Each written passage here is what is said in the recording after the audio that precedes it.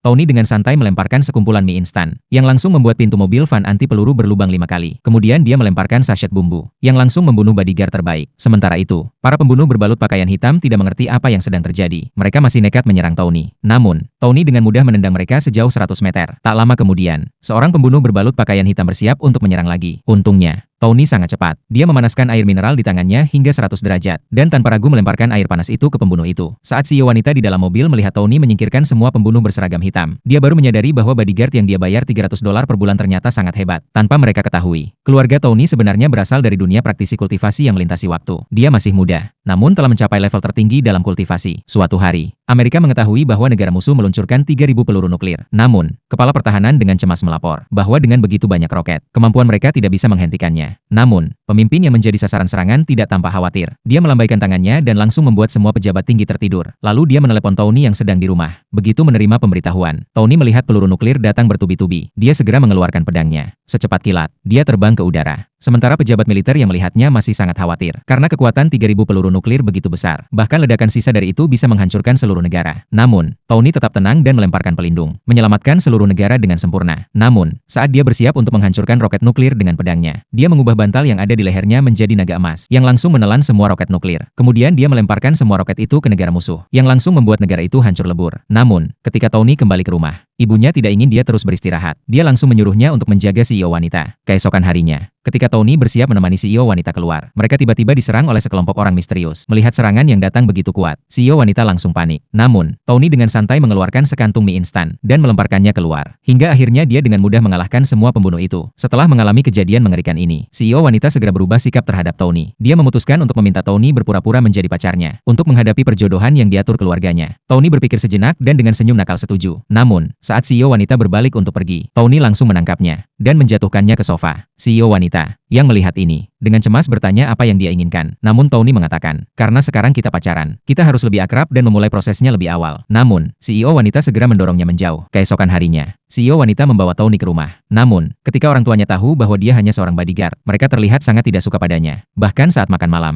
Tony baru ingin makan, tetapi ayah CEO wanita langsung mengusirnya. Namun, saat Tony siap pergi, tiba-tiba datang sekelompok pembunuh. Mereka berniat menyusup ke rumah CEO wanita dan membunuh semua orang. Tony segera duduk dan berkata bahwa dia akan tinggal di rumah CEO wanita. Mendengar ini, ayah CEO wanita sangat marah, mulai mengutuk Tony dengan keras. Tony segera menjelaskan bahwa mereka dalam bahaya malam ini. Namun, ayah CEO wanita mengira ini hanya alasan Tony, dan bersikeras untuk mengusirnya. Namun saat itu ibu CEO wanita melihat kedekatan mereka. Dia langsung curiga mereka sudah berhubungan. Ayahnya hanya bisa pasrah dan setuju. Dia memerintahkan orangnya untuk menyiapkan kamar untuk Tony. Begitu Tony setuju dan kembali ke kamar, dia segera menyadari bahwa pembunuh yang datang memiliki kekuatan luar biasa. Jadi dia memutuskan untuk